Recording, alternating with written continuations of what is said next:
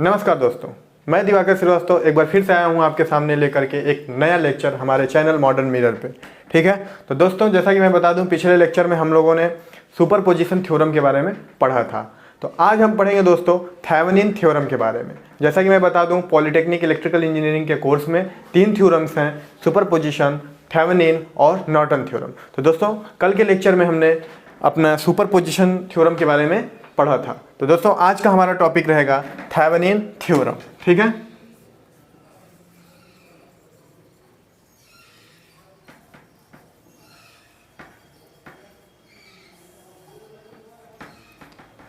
ये डिप्लोमा के basic electrical engineering का एक बहुत ही इंपॉर्टेंट टॉपिक है, जिससे रिलेटेड एक क्वेश्चन आपके एग्जामिनेशन में आता है, या फिर कभी कभी पूछ देता है कि कोई एक न्यूमेरिकल दे दिया और पूछ देता है कि इसको सुपरपोजिशन थ्योरम या फिर नॉर्टन थ्योरम या फिर थेवेनिन थ्योरम की सहायता से सॉल्व करिए। तो दोस्तों इस कंडीशन में आपको इन थ्योरम्स के बारे में जानकारी होना बहुत ही जरूरी है। ठीक है, तो आइए दोस्तों आज हम पढ़ते हैं थेवेनिन थ्योरम के बारे में। तो जैसा कि मैंने आपको बताया था, सुपरपोजिशन थ्योरम के माध्यम से हम लोग कोई सर्किट है जिसमें बहुत सारे 2 या 2 से ज़्यादा सोर्सेज हों, तो इन केस हम क्या कर सकते हैं, उसके किसी ब्रांच में धारा का मान या किसी सिरों के अक्रॉस वोल्टेज की वैल्यू को हम फाइंड आउट कर पाते हैं।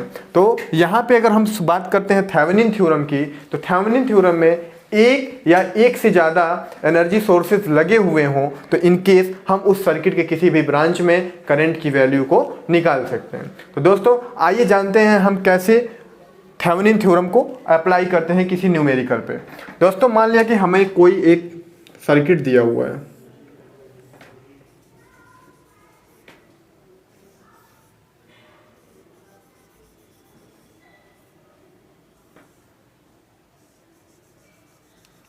पहले हम एक सोर्स लेकर के इसको सॉल्व करते हैं, फिर उसके बाद एक से ज़्यादा सोर्सेज पे हम इसको देखेंगे।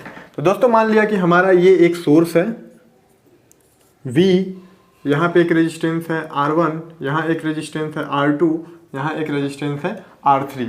क्वेश्चन में हमसे पूछ देता है कि इसमें फ्लो होने वाले करंट की वैल्यू क्या होगी।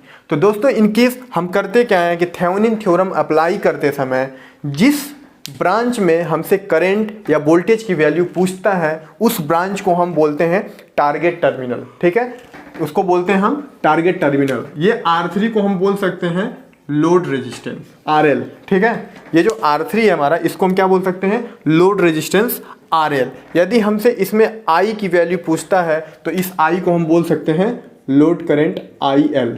ठीक है, IL बोल सकते हैं इसको।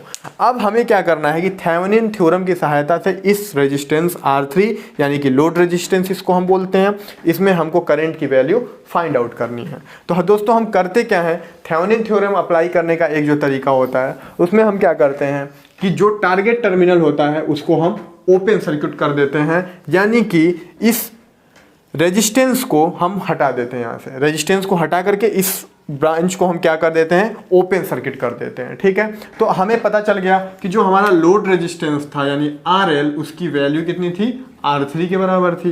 अब हम करते क्या है दोस्तों कि यहाँ से इसको हम ओपन सर्किटेड कर देते हैं। ठीक, तो ये यहाँ से हमारा ये हट जाता है।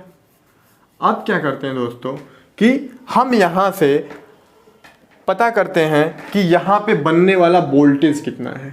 इस सोर्स की वजह से और इन 2 रेजिस्टेंसेस की वजह से हमारे इस टारगेट टर्मिनल पे, अब इसको हम बोलते हैं टारगेट टर्मिनल, इस टारगेट टर्मिनल पे हमारा बनने वाला वोल्टेज कितना है। ठीक, तो अब हमने बताया था आपको कि कहीं पे भी हम किसी अक्रॉस वोल्टेज निकालने के पास हमारे पास बहुत सारे मेथड्स हैं। तो जैसा मान लेते हैं हम कि यहाँ पे हमारा ये V है, R1 R2 है, हमारी करंट इधर तो फ्लो होगी नहीं जब ये ओपन सर्किटेड है, तो इनकेस हमारी करंट इधर फ्लो नहीं होगी, इसका मतलब कि हमारी टोटल करंट होगी वो इस रास्ते को फॉलो करेगी। रास्ते को फॉलो करेगी तो हमने मान लिया कि इस सोर्स V की वजह से हमारी करंट यहाँ पे I फ्लो होती है, और इस I की वजह से यहाँ I R1 ड्रॉप होता है। तो यदि I R1 ड्रॉप होता है इस V में से, तो क्या हम यहाँ का वोल्टेज निकाल सकते हैं? बिल्कुल निकाल सकते हैं। तो यदि हम यहाँ का वोल्टेज निकाल सकते हैं, तो क्या यहाँ का वोल्टेज और यहाँ का वोल्टेज दोनों सेम होगा?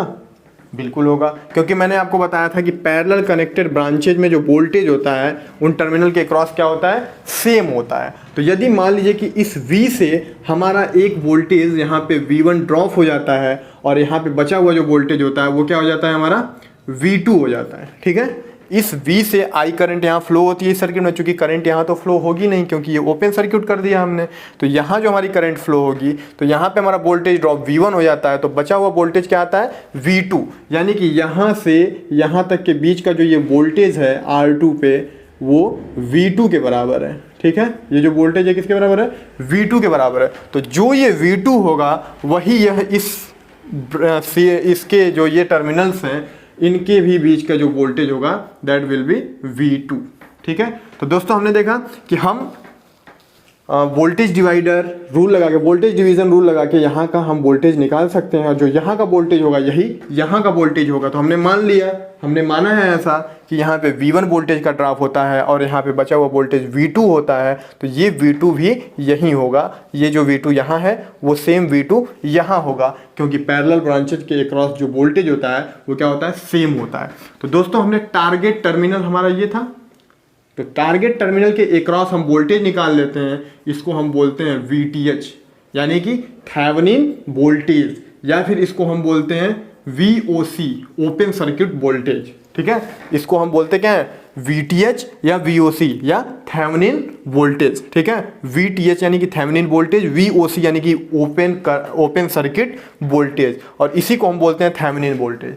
तो ये प्रोसेस करके हम VTH की वैल्यू निकाल लेते हैं। ठीक है, VTH की वैल्यू निकलने के बाद दोस्तों इन दोनों टर्मिनल्स के एक बीच का हम इक्विवेलेंट रेजिस्टेंस निकालते हैं। तो हमने बताया था इक्विवेलेंट रेजिस्टेंस निकालते समय हम क्या करते हैं, जितने भी वोल्टेज सोर्सेज होते हैं उनको उनके इंटरनल रेजिस्टेंसेस से रिप्लेस कर देते हैं। तो दोस्तों जैसा कि मैं बता दूं कि यह एक वोल्टेज सोर्स है, और वोल्टेज सोर्स का इंटरनल रेजिस्टेंस यदि आइडियल वोल्टेज सोर्स है तो उसको हम क्या मानते हैं, आइडियल वोल्टेज सोर्स का इंटरनल रेजिस्टेंस 0 होता है। तो इन केस यदि इसका हम इंटरनल रेजिस्टेंस 0 माने तो ये सर्किट हमारी क्या हो जाएगी, शॉर्ट हो जाएगी।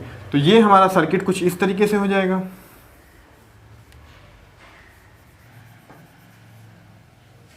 और यहाँ पे इसको हमने रिप्लेस कर दिया इंटरनल रेजिस्टेंस से, तो यहाँ से शॉर्ट हो गया, और ये हो गया हमारा टारगेट टर्मिनल, जहाँ पे कि हमारा वोल्टेज कितना था, VOC था, या इसको VTH कह सकते हैं, थेवेनिन वोल्टेज। और यहाँ से हमको पता है ये R1 ये R2।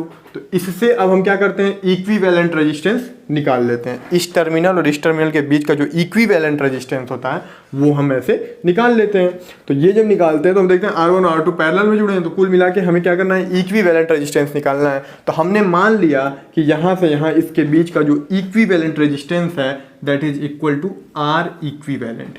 ठीक, R इक्विवेलेंट। तो R इक्विवेलेंट जो हम निकालते हैं इसी को हम बोलते हैं RTH यानी कि थेवेनिन रेजिस्टेंस। सबसे पहले क्या किया हमने, टारगेट टर्मिनल के क्रॉस वोल्टेज निकाल लिया, वोल्टेज निकालने के बाद जो वोल्टेज सोर्स था उसको इंटरनल रेजिस्टेंस से रिप्लेस किया, और इन टर्मिनल्स के बीच का जो इक्विवेलेंट रेजिस्टेंस है उसको निकाल लिया। तो जो इक्विवेलेंट रेजिस्टेंस निकालते हैं उसी को हम बोलते हैं RTH यानी कि थेवेनिन रेजिस्टेंस। इसको हम बोलते क्या है, इसको बोलते हैं, ये होता है हमारा थेवेनिन वोल्टेज, और ये होता है हमारा थेवेनिन रेजिस्टेंस। थेवेनिन रेजिस्टेंस, ये हमारा थेवेनिन वोल्टेज VTH, ये थेवेनिन रेजिस्टेंस RTH निकाल लेते हैं। इतना निकालने के बाद हम क्या करते हैं कि थेवेनिन इक्विवेलेंट सर्किट बनाते हैं। थेवेनिन इक्विवेलेंट सर्किट बनाते हैं। तो वो सर्किट कैसे बनती है, ये हर क्वेश्चंस के लिए सेम सर्किट होती है, थेवेनिन मॉडल बोलते हैं उसको। वो कैसे बनाते हैं आइए हम देखते हैं। दोस्तों हमने देखा कि हमको जो R इक्विवेलेंट की वैल्यू मिली थी वो RTH के बराबर मिली थी, और जो टर्मिनल का जो वोल्टेज था V2 किसके बराबर मिला था, VTH यानी थेवेनिन वोल्टेज के बराबर मिला था। अब मैं इसको रफ करता हूं और उसके बाद मैं आपको बताता हूं कि थेवेनिन मॉडल कैसे बनता है। ठीक है दोस्तों, अब हम थेवेनिन मॉडल इसका बनाते हैं। तो थेवेनिन मॉडल क्या होता है, इसमें जो होता है हम यहाँ एक वोल्टेज सोर्स लगाते हैं, यहाँ हमारा जो होता है वो थेवेनिन रेजिस्टेंस RTH की वैल्यू रखते हैं, और यहाँ पे जो हमारा टारगेट टर्मिनल था उसके बीच का जो ये हमारा रेजिस्टेंस होता है वो RL यानी लोड रेजिस्टेंस, जो पहले हमारे क्वेश्चन में दिया रहता है लोड रेजिस्टेंस, उसकी वैल्यू यानी कि R3। हमारे क्वेश्चन में क्या दिया हुआ था, ये R3 दिया हुआ था ना, R3 इसको बोलते हैं लोड रेजिस्टेंस, ये होता है थेवेनिन रेजिस्टेंस। और इसको हम ऐसे बना लेते हैं। यहाँ जो हम रखते हैं वोल्टेज सोर्स की value that is equal to VTH, जो हमने उस ओपन सर्क्यूटेड टर्मिनल के बीच का जो वोल्टेज निकाला था दैट इज कॉल्ड VTH, और इसको हम क्या रखते हैं, ये VTH रखते हैं। ठीक है, तो अब दोस्तों हम देखते हैं कि ये एक हमारा बहुत ही सिंपल सर्किट हो जाता है और हमको इसी ब्रांच का करंट निकालना था, IL लोड रेजिस्टेंस, मैंने जैसा कि आपको बताया था इसको हम IL कह सकते हैं। ये टारगेट टर्मिनल था, इससे पास होने वाली करंट की वैल्यू हमको फाइंड आउट करनी थी। तो अब हमको VTH पता है, R इक्विवेलेंट यहाँ से पता कर सकते हैं। ये थेवेनिन मॉडल है हमारा, इसको मैं यहाँ लिख देता हूँ, ये मेरा थेवेनिन मॉडल। ठीक है, ये थेवेनिन मॉडल है। थेवेनिन मॉडल बन गया हमारा। RTH और RL सीरीज में, VTH हमको पता है, तो क्या हम IL की वैल्यू निकाल सकते हैं? I बराबर क्या होता है, V/R, और यहाँ पे I को हम क्या लिख सकते हैं, IL लिख सकते हैं।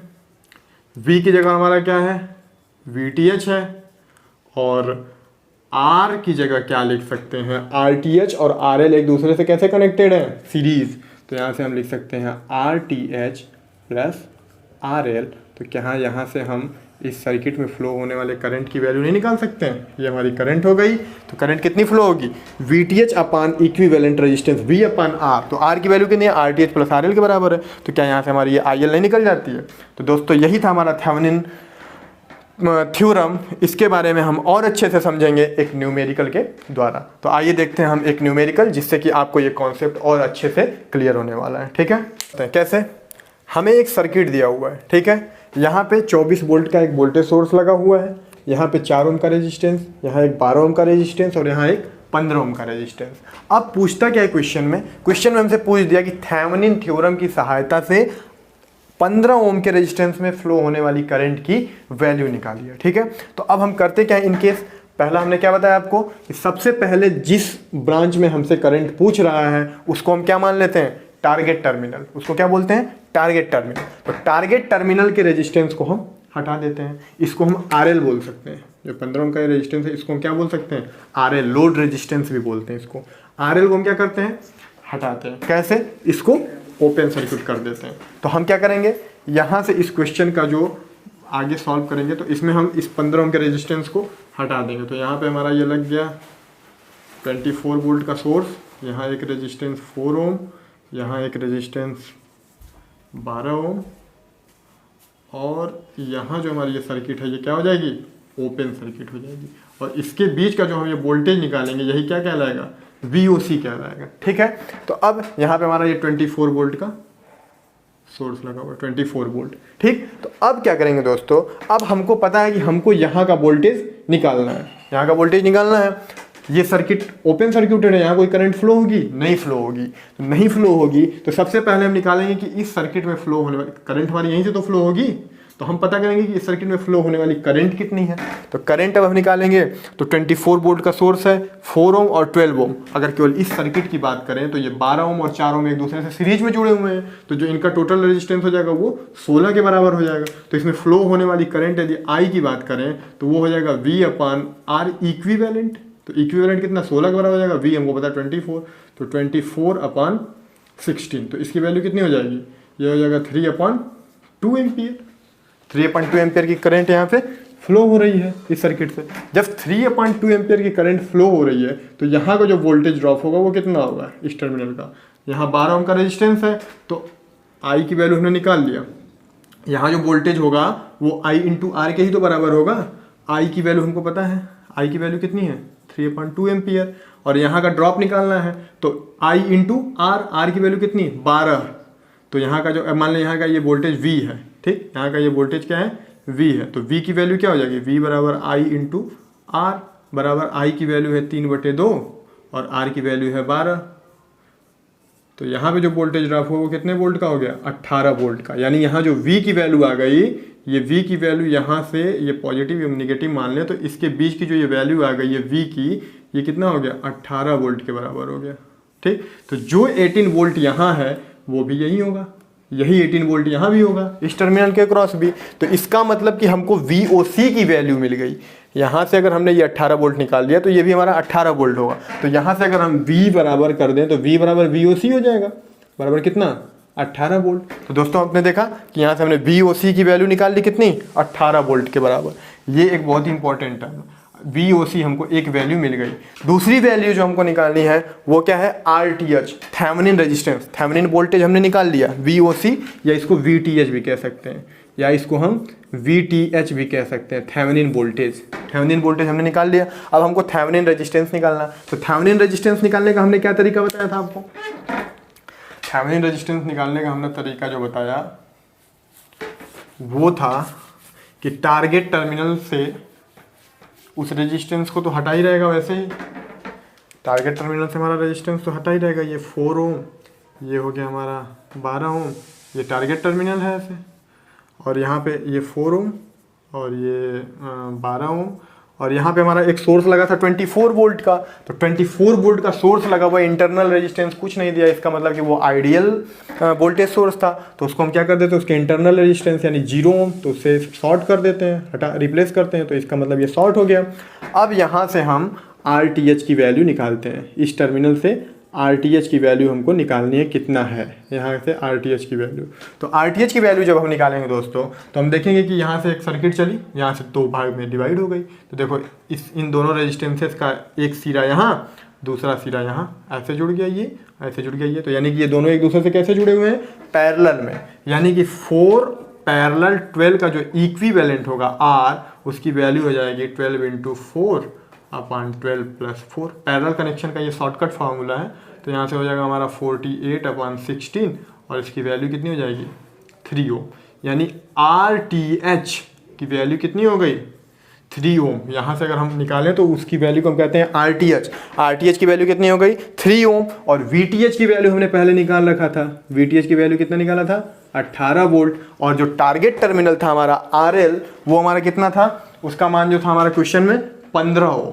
RL का मान कितना था, RL जो हमारा टारगेट टर्मिनल था उसका जो रेजिस्टेंस था वो था 15 ओम। तो ये तीनों टर्म्स हमको मिल गए, जिससे कि हम थेवेनिन मॉडल बनाते हैं, थेवेनिन इक्विवेलेंट सर्किट जो बनाते हैं, उसके लिए जो नेसेसरी 3 डाटा हैं, 3 डाटा जो हैं वो हमको मिल चुके हैं। कौन कौन से, RTH यानी थेवेनिन रेजिस्टेंस, VTH यानी थेवेनिन वोल्टेज, और RL जो कि क्वेश्चन में हमारे दिया होता है। तो अब आइए दोस्तों, अब हम इसका थेवेनिन मॉडल बनाते हैं।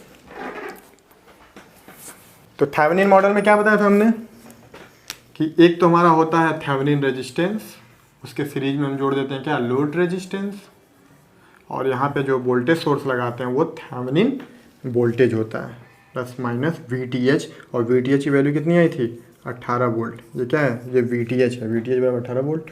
और ये हमारा हो गया थेवेनिन मॉडल। थेवेनिन मॉडल में अब हमारा RTH की जो वैल्यू थी वो 3 ओम थी, RL की ये बराबर RTH है, और RL की जो वैल्यू थी वो हमको क्वेश्चन में गिवन था 15 ओम। तो अब क्या करना है, अब हमको यही I पूरे सर्किट में फ्लो होगी, यही RL से भी होके जाएगी, और यही हमसे पूछा था IL बराबर क्वेश्चन मार्क। तो यही हमसे IL पूछा था।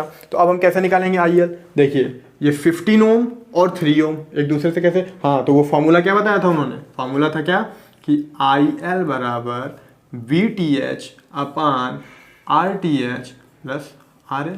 सिंपल सा फॉर्मूला है, क्योंकि इनका जो ये था ये सीरीज कनेक्शन था, RTH थेवेनिन रेजिस्टेंस और लोड रेजिस्टेंस को आपस में सीरीज कनेक्शन दिया जाता है थेवेनिन मॉडल में।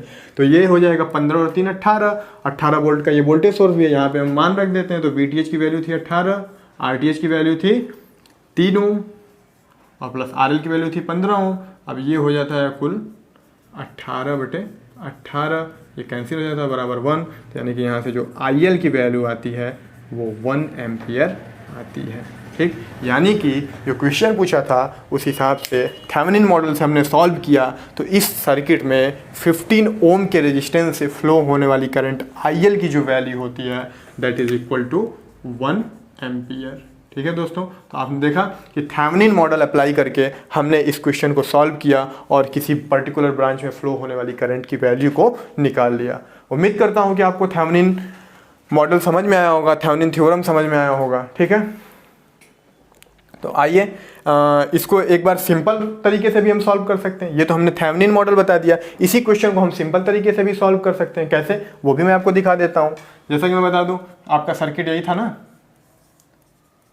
चेक कर लेते हैं कि क्या हमने सही किया है। 24 वोल्ट था, यहाँ पे एक रेजिस्टेंस लगा हुआ था 4 ओम का, यहाँ एक रेजिस्टेंस लगा हुआ था 12 ओम का,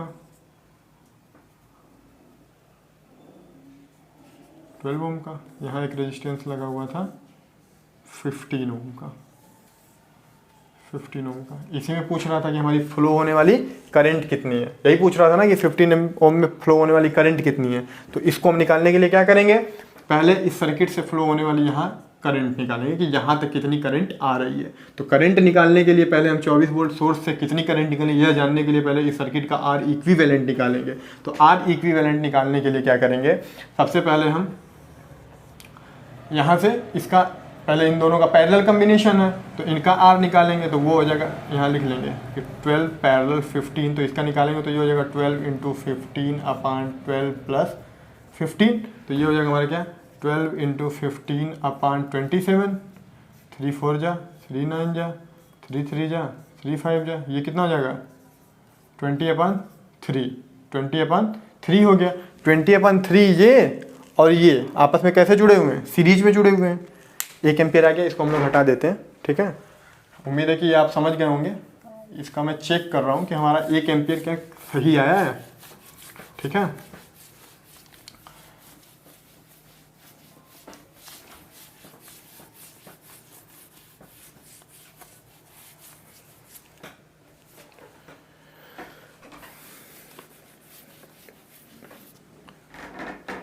ये 3 4 जा 12, 3 9 जा 27 और 3 5 जा 15, 3 3 जा ये, तो यानी 4 5 जा 20, 20/3 ये हमारा इसका आ गया। अब ये और ये 4 ओम आपस में कैसे जुड़े हुए हैं, सीरीज में जुड़े हुए हैं। जो टोटल आर इक्विवेलेंट की वैल्यू होगी दैट विल बी 4 + 20/3। तो इसकी जो वैल्यू हो जाएगी वो कितनी हो जाएगी, 3, और ये हो जाएगा 12 + 20 यानी कितना हो गया 32/3 ओम। 32/3 ओम का पूरा टोटल हमारा क्या हो गया, रेजिस्टेंस हो गया। तो अब यहाँ से अगर हम यहाँ फ्लो होने वाली आई निकाल लें और मान लिया कि इसमें I1 जा रही है और इसमें I2 जा रही है, तो हमको यही I2 निकालना था। तो I की जो वैल्यू हो जाएगी वो हो जाएगी V/R इक्विवेलेंट। तो V की वैल्यू कितनी है 24 वोल्ट, R इक्विवेलेंट की वैल्यू कितनी है 32/3। इसको जब सॉल्व करेंगे तो ये हो जाएगा 24 × 3/32, ठीक। ये 3 बार में, ये 4 टाइम्स में, ये हो जाएगा कितना 9/4 एम्पियर। 9/4 एम्पियर की करंट फ्लो हो रही है। अब 9/4 में से अब 9/4 एम्पियर की करंट जो थी आई बराबर कितना 9/4 एम्पियर की करंट इस सर्किट में भी जा रही है, इस सर्किट में भी जा रही है। हमें पता करना है कि इस सर्किट में कितनी करंट जा रही है। तो यहाँ पे हम क्या अप्लाई करते हैं, CDR अप्लाई करते हैं। तो CDR अप्लाई करने के लिए टोटल करंट I2 की वैल्यू हम निकाल रहे हैं ना, I2 की वैल्यू, तो इसका मान कैसे निकालते हैं, टोटल करंट यानी 9/4 एम्पियर इनटू इस ब्रांच में निकालना है तो इसका अपोजिट यानी कि क्या 12 होल अपन दोनों का क्या करते हैं एडिशन, यानी कि 12 + 50, ठीक। तो यहाँ से हमारा ये क्या हो जाएगा 4 3 जा और 9 3 जा 27। तो I2 की जो वैल्यू हो जाती है 27/27। इसको अगर हम क्रॉस कर देते हैं तो I2 की जो वैल्यू कितनी आ जाती है 1 एम्पियर। तो I2 की वैल्यू कितनी आ जाती है 1 एम्पियर। क्या हमने जब थेवेनिन से सॉल्व किया था तो इसको IL माना था, तो क्या 15 एम्पियर में 15 ओम के रेजिस्टेंस में 1 एम्पियर की करंट फ्लो हो रही थी, हाँ बिल्कुल फ्लो हो रही थी। इसका मतलब कि जो हमने थेवेनिन मॉडल अप्लाई किया वो बिल्कुल सही है। हमने दोनों मेथड से इस क्वेश्चन को सॉल्व किया। तो थेवेनिन मॉडल से भी सॉल्व करने में 15 ओम के रेजिस्टेंस में फ्लो होने वाले करंट की वैल्यू 1 एम्पियर थी। और ठीक उसी तरीके से अगर हमने सिंपलेस्ट मॉडल से इसको सॉल्व किया तो इन केस हमारी इस रेजिस्टेंस से फ्लो होने वाले करंट की वैल्यू भी क्या आई 1 एम्पियर आई। इसका मतलब होता है कि हमारा सवाल बिल्कुल ही सही है, ठीक है। तो मुझे उम्मीद है कि शायद आप इसको और अच्छे तरीके से समझ पाए होंगे।